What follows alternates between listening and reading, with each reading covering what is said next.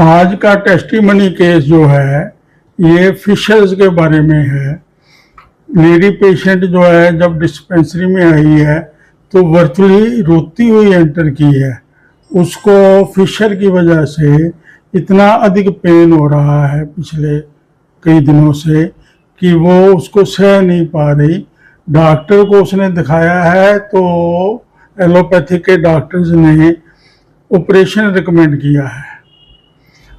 हमारी डिस्पेंसरी में आने वाले पेशेंट जो हैं सरस्वती इनक्लेव से, वो मिडिल क्लास स्टाटा से आते हैं और ऑपरेशन के नाम से ही डर जाते हैं। रोती हुई आई है और कहती है डॉक्टर साहब किसी तरीके मुझे बचा लो। और 1 महीने के लगभग ट्रीटमेंट के बाद जब वो हंसती हुई डिस्पेंसरी से वापस आई है तो वो उसको क्या दवाइयाँ दी हैं वो अभी स्लाइड शो में आपको दिखा रहे हैं। आपने उनके स्क्रीनशॉट ले लेने हैं। वो दवाइयाँ कब कब और कैसे के उसको दी गई हैं उसकी सारी डिटेल मैं स्क्रीन शॉट लेने के बाद आपको डिटेल में बताऊंगा। अभी आपको स्लाइड शो दिखा रहे हैं।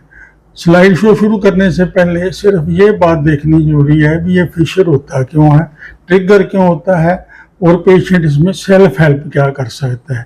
क्योंकि जब पेशेंट सेल्फ हेल्प करता है तो it works as a catalyst and doctor is in a very good position to help the patient. Okay, तो ये जो फिशर है इसको समझने के लिए कई बार हमारे होंठ जो हैं वो कॉर्नर से कट जाते हैं। आपने नोट किया होगा अंदर की स्किन बहुत नरम है और बाहर की स्किन जो है उसका कलर आपको सामने दिख ही रहा है।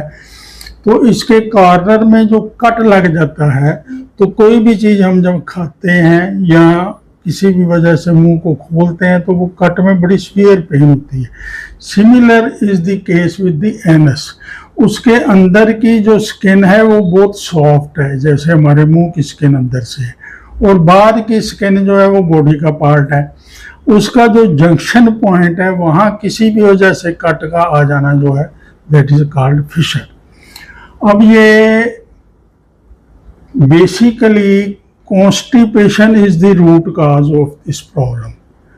कॉन्स्टिपेशन में कई बार स्टूल इतना हार्ड हो जाता है कि निकलते वक्त वो जो कॉर्नर वाला पोर्शन है जो एंड पॉइंट है एनस का वहाँ पर कट लग जाता है और वो कट इतना स्वीयर हो जाता है विद पैसेज ऑफ टाइम कि वो बहुत पेन करता है।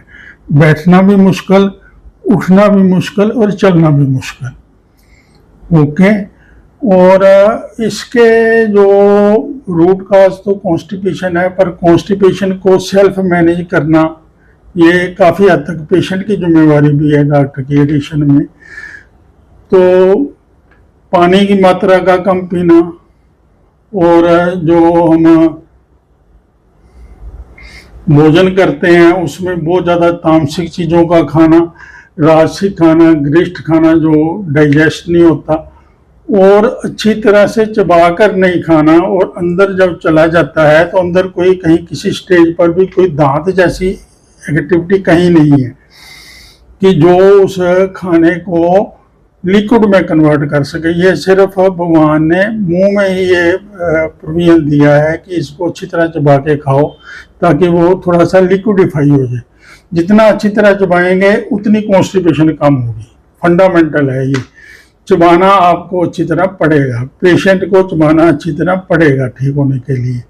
ओके, तो आपने पानी रेगुलेट करना है 20 किलो बाहर के लिए। मैंने पहले भी बताया भी 1 लीटर पानी की रिक्वायरमेंट है। 60 किलो से अगर बाहर ऊपर है तो 3+ लीटर में पानी की इंटेक करनी है।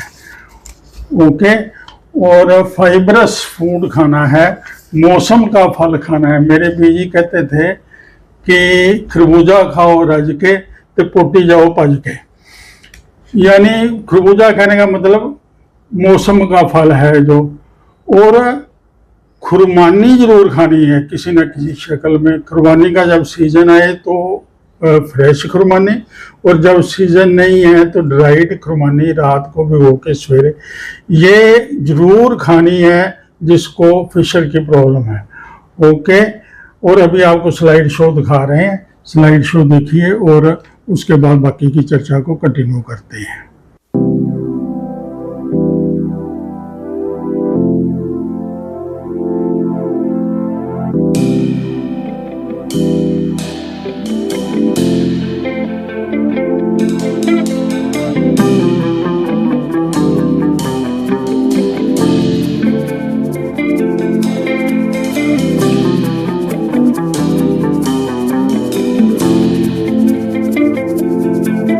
Welcome back.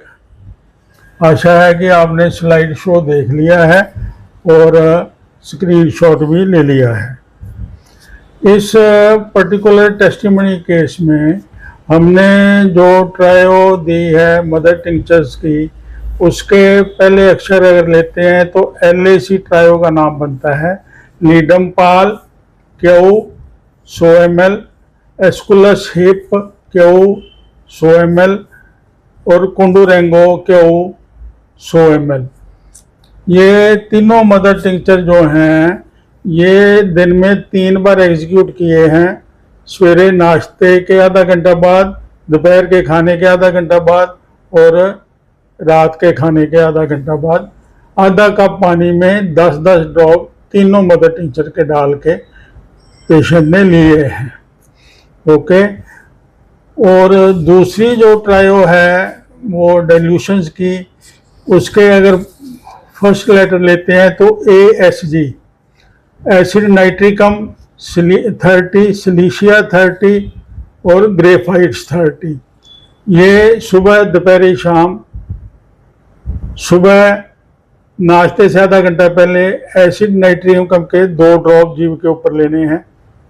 दोपहर के खाने से आधा घंटा पहले सिलिशिया 30 के 2 ड्रॉप जीभ के ऊपर और रात के खाने से आधा घंटा पहले ग्रेफाइट्स 30 के 2 ड्रॉप ये एग्जीक्यूट किए गए हैं। नेक्स्ट जो थर्सडे को उसको दवाई दी गई है दैट इज रेटानिया 200। रेटानिया 200 ये थर्सडे को नाश्ते से आधा घंटा पहले 2 ड्रॉप, और फिर सारा दिन कोई और दवाई नहीं लेनी। जो दूसरी दवाइयाँ दे रहे हैं वो भी नहीं लेनी, कोई दवाई नहीं लेनी, सिर्फ रेटानिया 200 on Thursday. Okay. In addition to that as a bonus tip जो उसको दिया गया है वो है कैलेंडुला मदर टिंचर जो है वो बाउल में कॉटन डाल के और 30 ड्रॉप कैलेंडुला मदर टिंचर के उसमें डाल के जो नीचे एनस वाला एरिया जहाँ बहुत ज़्यादा पेन हो रहा था उसको हाइजीनिकली कैलेंडुला से सफाई की गई है। और उसके बाद कैलेंडुला पाउडर डाल दिया गया उसका सुबह नहाने के बाद और रात को सोने से 1 घंटा पहले, ये दोनों वक्त कैलेंडुला से उसकी सफाई की गई है। और पेशेंट को 6 दिन के अंदर अंदर ही रिलीफ आया है। और जो ट्रीटमेंट तो 3 महीने दी है उसको, पर 1 महीने के बाद वो प्रिवेंटिव ट्रीटमेंट के लिए 2 महीने एक्स्ट्रा दिया गया। वैसे 1 महीने के बाद पेशेंट नॉर्मल फील करना शुरू हो गया।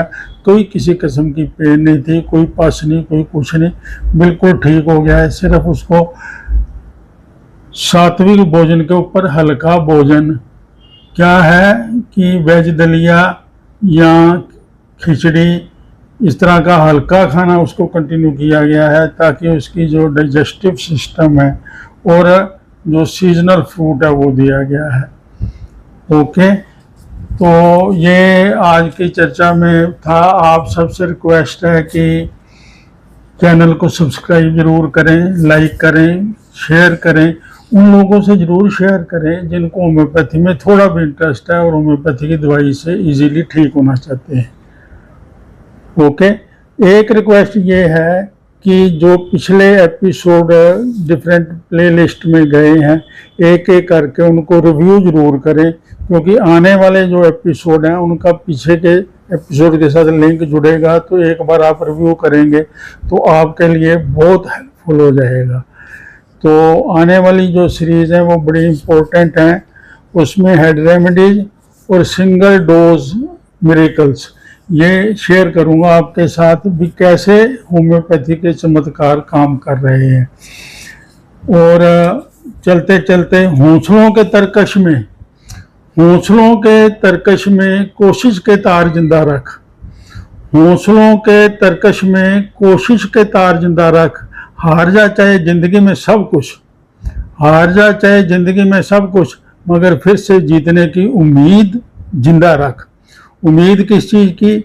होम्योपैथी, होम्योपैथी और सिर्फ होम्योपैथी। पाकिस्तान, बांग्लादेश और नेपाल के भाई बहनों के साथ जिन्होंने सब्सक्राइब किया है, शेयर किया है, उनका तहे दिल से दोबारा से बहुत बहुत धन्यवाद। जय हिंद, जय भारत।